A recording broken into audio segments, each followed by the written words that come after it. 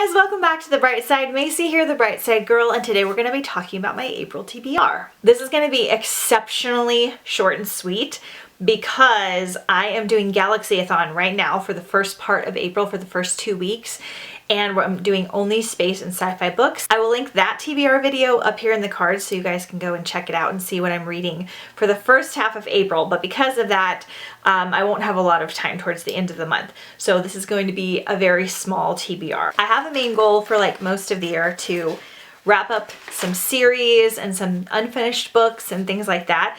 So that's mostly what this is going to be. So currently, I was in the middle of this before Galaxy-a-thon started. This is Demon Glass by Rachel Hawkins. This is part of the Hex Hall trilogy. It's all about basically a school for werewolves and vampires and witches and demons and all that kind of stuff. So I don't want to give too much away. I really enjoyed the first book. I read it in the fall, and I would like to finish this second book in April and possibly the third. Then I got like halfway through the Bone Charmer in like October, and I don't know why I didn't finish it because I was really enjoying it, but it is a little bit of a denser read.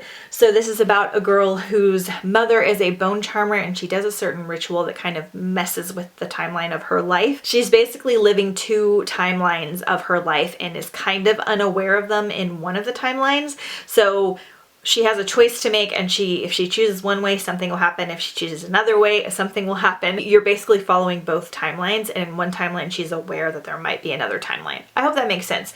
Has an old-fashioned vibe to it.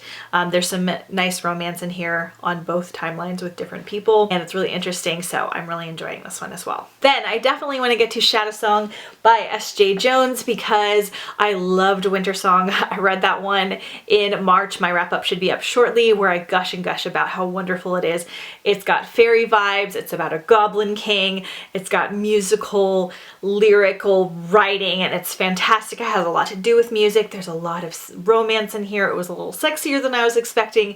Very excited and nervous for the second part of the duology because I loved it. It was like my favorite book of the year so far, so I definitely want to get to this one as well. And lastly, I would like to get to Wildcard by Marie Lu. I will probably read this one via audiobook, and this is just the second book, again, in duology. Basically, it's kind of virtual reality video game sci-fi-esque. Our main character hacks a virtual reality world and kind of gets in trouble / taken into a different world because of it. I'm doing a bad job describing these because they're second in a series.